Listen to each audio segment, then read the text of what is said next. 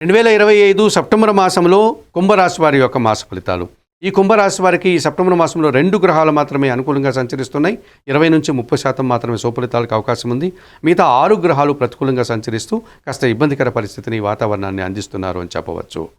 2025 September మాసంలో ఈ కుంభరాశి వారికి పంచమాధిపతి మరియు అష్టమాధిపతి అయినటువంటి బుధుడు ఈ నెలంతా సప్తమములో, అష్టమములో సంచరించడం వల్ల మీ ఆలోచనలు కార్యరూపం దాలుస్తుంది. సంతానం విషయంలో శుభఫలితాలు అందుకుంటారు. వ్యాపారాభివృద్ధి, ఆర్థికాభివృద్ధి, కుటుంబం కోసం నూతన వస్తువులు కొనుగోలు చేస్తారు.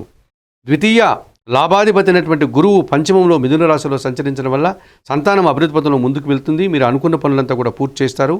మీ మాటకు విలువ పెరుగుతుంది. సమాజంలో మంచి పేరు ప్రఖ్యాతులు తెచ్చుకుంటారు.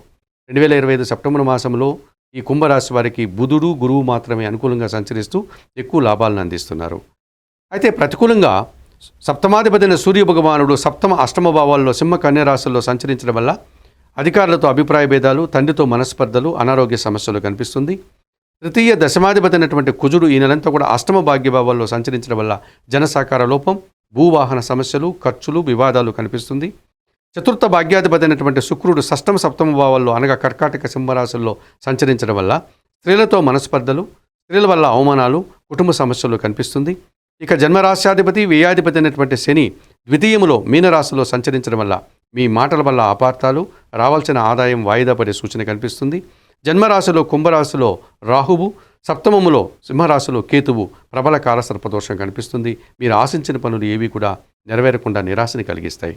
2025 సెప్టెంబర్ మాసంలో కుంభరాశి వారికి జన్మరాశిలో రాహువు, సప్తములో కేతు దోషం ఉంది కనుక శ్రీకాళహస్తీశ్వర ఆలయానికి వెళ్ళి రాహుకేతు పూజలు నిర్వర్తించుకోండి. ద్వితీయ శని దోషం వల్ల ఈశ్వర దర్శనం లేక శనీశ్వర దర్శనం మీకు కాస్త ఉపశమనాన్ని ఇస్తుంది. సప్తమ శుక్రుడు కనుక మహాలక్ష్మీదేవిని శుక్రవారం రోజు దర్శించి అలసందలు అనగా బొబ్బర్లు దానం చేయడం వల్ల మీరు కాస్త ప్రశాంతంగా ఉండగలుగుతారు.